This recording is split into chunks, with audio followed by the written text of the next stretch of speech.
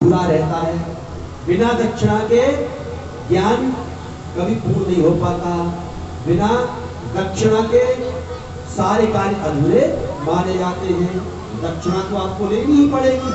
अब गुरु जी को क्रोध आ गया, देने को तो कौड़ी नहीं, और भाषण दे रहा है कि मुझसे आप ले लोगे तो ना लोगे, जो भी मांगना है मांग लो, गुरु जी मैं दूंगा तुम्हें। अगर तू देना ही चाहता तो मुझे 10 सहस्त्र स्वर्ण मुद्राएं चाहिए, सोने की मोहर चाहिए, 10,000 मोहर दे मुझे। वो कौन सा नाम का ब्राह्मण कहने लगा, चिंता मत करो गुरु जी, अभी लेके आता हूं।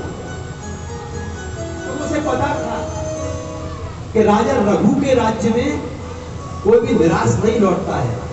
वो कौन सा नाम का ब्राह्मण राजा रघु के पास पहुंचा, लेकिन राजा रघु तो वहां थे ही नहीं। राजा रघु के राज्य पर किसी दूसरे राजा ने चढ़ाई करी। राजा रघु ने सोचा इस प्रजा का पालन, हमारी प्रजा है, पुत्रवत पालन होना चाहिए। अगर हमारी प्रजा सही से पालन करे तो जरूरी नहीं कि मैं ही राजा बनूं। तो दूसरे राज्य के राजा के बारे में सुना था कि वो प्रजा का पालन बहुत अच्छा करता है, और उसने जब चढ़ाई की तो राजा रघु अपने आप ही अपने राज्य को त्याग के चले आए और जंगल में आकर के तपस्या करते थे। अब राजा रघु के पास बहुत सुनाम का ब्राह्मण गया, लेकिन राजा रघु वहां थे ही नहीं, वो तो जंगल में थे। अब ढूंढते ढूंढते वो ब्राह्मण देखा, पहुंच गए। बहुत ब्राह्मण जो पहुंच गया जंगल में। जंगल में मिट्टी के बर्तन थे। राजा रघु वहां तपस्या कर रहे थे। जैसे ही वो उठे तो उन्होंने देखा कि ब्राह्मण देवता आए हैं, वापस जा रहे हैं। ए ब्राह्मण देवता रुको, वापस क्यों जा रहे हो? आज तक हमारे दरबार में वापस नहीं गया। अब बहुत नाम का ब्राह्मण सोचने लगा, जिसके पास मिट्टी के बर्तन हो उन्हें क्या दे। लेकिन राजा रघु कहने लगे तुम्हें जो मांगना है मांग लो। बोले मुझे कुछ नहीं चाहिए, 10 सहस्त्र स्वर्ण मुद्रा चाहिए, मुझे 10,000 सोने की मोहर दे दो। बोले बस, चिंता मत करो। राजा रघु ने धनुष उठाया, बाण उठाया, कुबेर को ललकार दिया, कुबेर भंडारी युद्ध के लिए तैयार हो जाओ। अब कुबेर कांपने लगा, राजा रघु से युद्ध कभी नहीं कर सकता।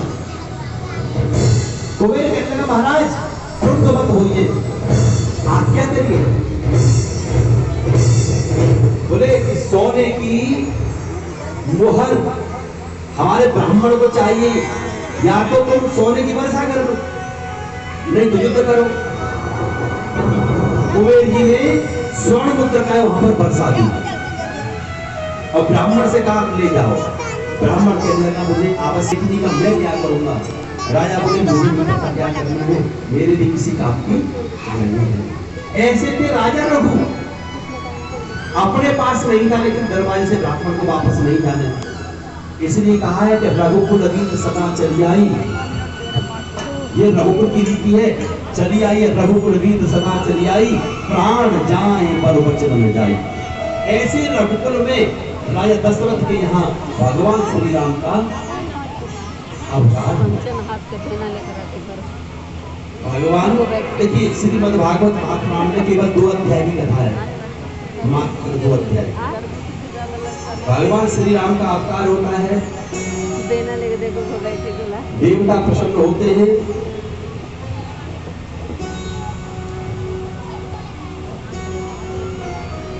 भय प्रगट कृपाला दीन दयाला कौशल्या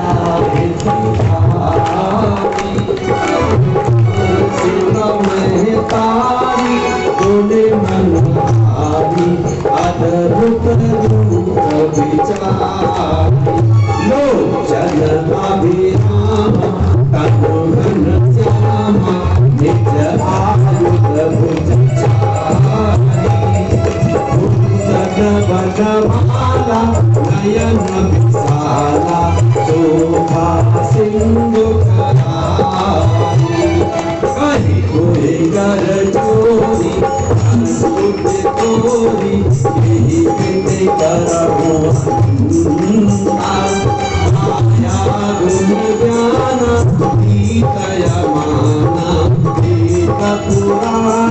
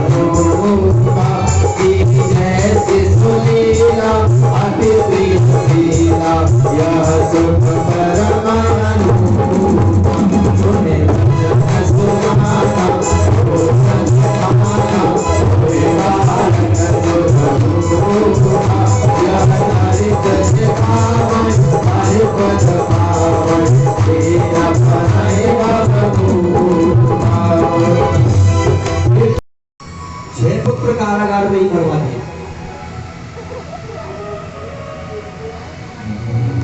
देवी देखिए, जिस माँ के पुत्र मारे जाए उस माँ के हृदय पर क्या बीती है जो तो एक माँ ही जानती है। संतान जन्म देने में जो पीड़ा माँ सहन करती है वो पीड़ा संसार में इसके अलावा किसी और को आज तक मिली नहीं। संतान को जन्म देते समय माँ अपनी जान की चिंता नहीं करती, अपने प्राणों की चिंता नहीं करती है। प्राण भी जा सकते हैं लेकिन फिर भी माँ संतान को जन्म देती है। 6 संतान मारी जा चुकी है। 7वीं संतान हुई, भगवान ने आज्ञा दी योग माया को, देवकी के गर्भ से उस 7वें गर्भ को रोहिणी मैया के गर्भ में प्रतिष्ठित कर दिया। यानी जो गर्भ देवकी के था वो गर्भ योग माया ने रोहिणी मैया के पेट में पहुंचा दिया। और 1 साल बाद रोहिणी मैया के उदर से बलदाऊ बाबा का अवतरण हुआ। बोलिए शंकरषण भगवान की। दाऊ बाबा भाद्रपद की षष्ठी को आए और भगवान श्री कृष्ण को भी आना है। अब देवता जब मालूम पड़ा कंस को 6वां गर्भ कहाँ है, तो नष्ट हो गया 6वां गर्भ तो। अब कंस को चिंता हुई कि नष्ट हो गया, पता किया बोले हाँ गर्भ नष्ट हो गया। अब 8वां गर्भ भगवान श्री कृष्ण ही आ रहे और उस गर्भ की देवता स्तुति कर रहे। सत्यव्रतम सत्य परम त्रिसत्यम सत्यस्य योनिं निहितं च सत्ये सत्यस्य सत्यमृत सत्यनेत्रं सत्यात्मकं त्वां शरणं प्रपन्नाः न नाम रूपे गुणजन्म कर्मभिः निरूपितव्ये तव कस्य साक्षिणः मनोवचोभ्यां मनुमेव वर्तमनो देव क्रियायां प्रतियन्ति धाहि। कभी सुनी है कि गर्भ की स्तुति की है? गर्व की स्तुति कर रहे देवता, भगवान के गर्व की, जो भगवान जिस गर्व में आए उस गर्व की स्तुति हो रही है।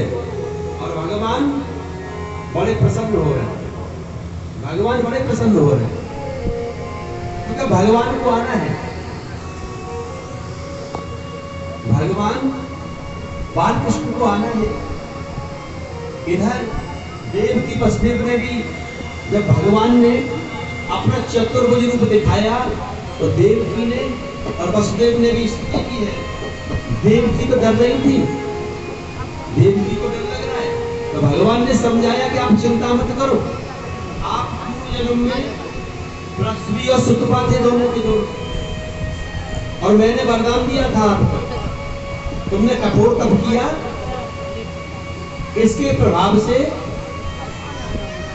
तुम दोनों का जीवन आज धन्य हो रहा है, और इसीलिए आज तुम मेरे माता पिता बनोगे। भगवान ने समझाया तो माँ की समझ में आया। भगवान फिर छोटे बालक के रूप में आना है, इसलिए भगवान अब प्रकट होते हैं। भगवान श्री कृष्ण आते हैं, बड़ा ही सुंदर समय है, भाद्रपद मास शुक्ल पक्ष अष्टमी तिथि, रात्रि के मध्य का समय है, रोहिणी नक्षत्र है, बादल छा रहे हैं, शीतल मंद सुगंध हवा चल रही है, गिर गिर के बादल आ रहे हैं, अंधेरी रात, मेरे गोविंद के आने का समय हुआ। आज शुक्ल पक्ष की, भाद्रपद मास के शुक्ल पक्ष की अष्टमी तिथि मध्य रात्रि, आज भगवान श्री कृष्ण का अवतरण होता है। बोली वाले कृष्ण भगवान की।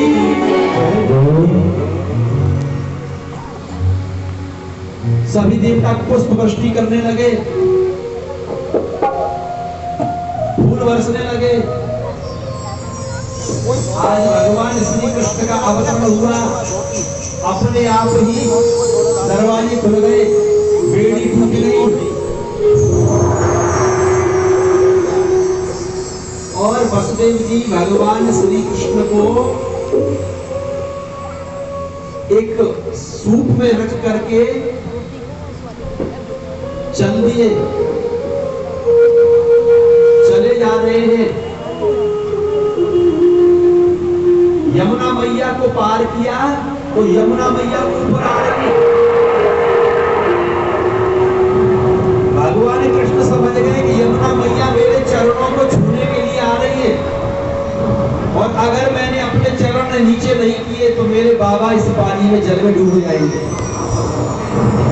भगवान श्री कृष्ण ने अपने चरण नीचे कर दिए, यमुना मैया ने चरणों का प्रक्षालन किया, शांत हो गई। चले जा रहे हैं, बारिश हो रही है,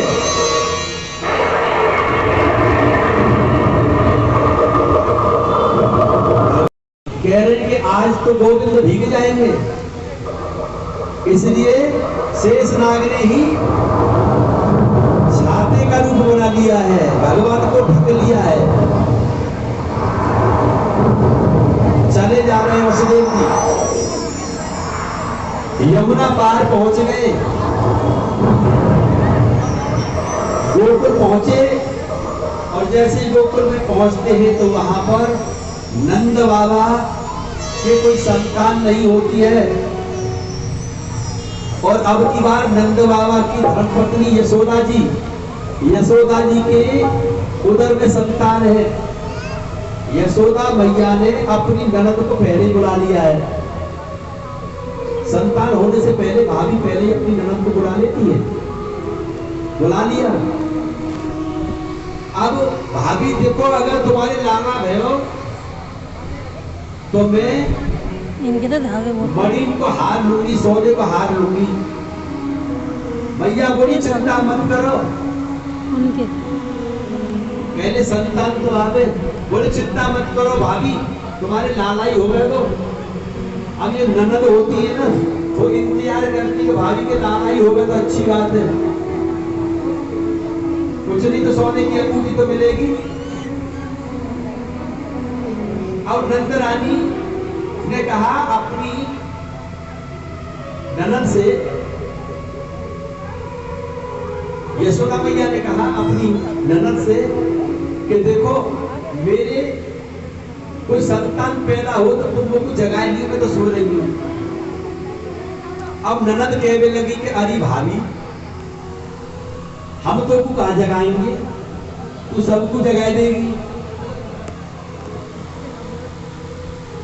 तो यशोदा मैया की एक कन्या ने जन्म लियो, तो यशोदा मैया की कन्या ने जन्म लियो। मैया के पास में कन्या लेटी हुई है और इधर वसुदेव जी लाला को लेके पहुंच गए। कैसे पहुंचे, कन्या को हटाए करके लाला को लिटाए दियो, कन्या को सूप में रख करके वापस आए वसुदेव जी। और जैसे ही वापस आए तो बेड़ी में जकड़ गए, दरवाजे बंद हो गए। इसका मतलब समझे क्या हुआ? इसका मतलब ये हुआ कि जब भगवान आते हैं तो बंधन भूल जाते हैं, और जब भगवान चले जाते हैं तो माया जकड़ लेती है। तो आज माया के रूप में जो कन्या आई है, वो कन्या जैसे ही वापस आई तो फिर क्या हुआ, बेड़ियों में जकड़ गए। इस प्रकार बेड़ियों में जकड़ते ही जैसे कंस को मालूम पड़ा तो बोला कन्या ने जन्म लिया है। कंस ने उस कन्या का पैर पकड़ा और जैसे पत्थर में मारना चाहा वो छूट गई, और उसने आकाशवाणी की, मेरे कंस तुझे आ गया है।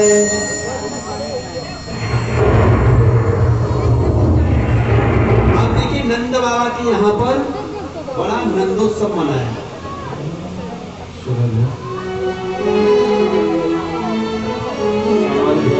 आइए सभी भक्त हमारे ठाकुर जी आपके बीच में आ रहे हैं, सभी भक्त स्वागत करेंगे और व्यवस्था को बना के रखें। और जो एक निवेदन है अपने सामग्री पंडित जी बोल रहे थे, कोई घटना घटित हो गई थी पहले। स्वागतम कृष्ण, सभी भक्त ठाकुर जी का स्वागत करेंगे, ताली की सेवा जरूर करें। स्वागतम कृष्ण, स्वागतम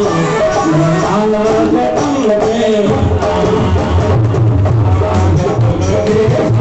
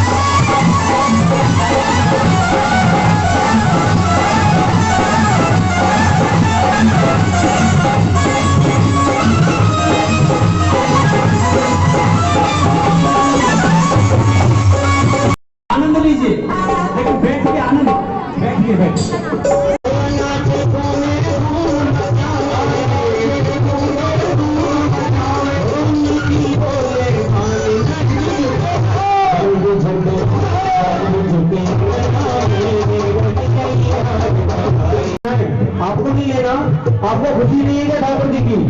एक बार खड़े हो जाए सही वक्त पर स्थान पर और ठाकुर जी की कसम में अपने आप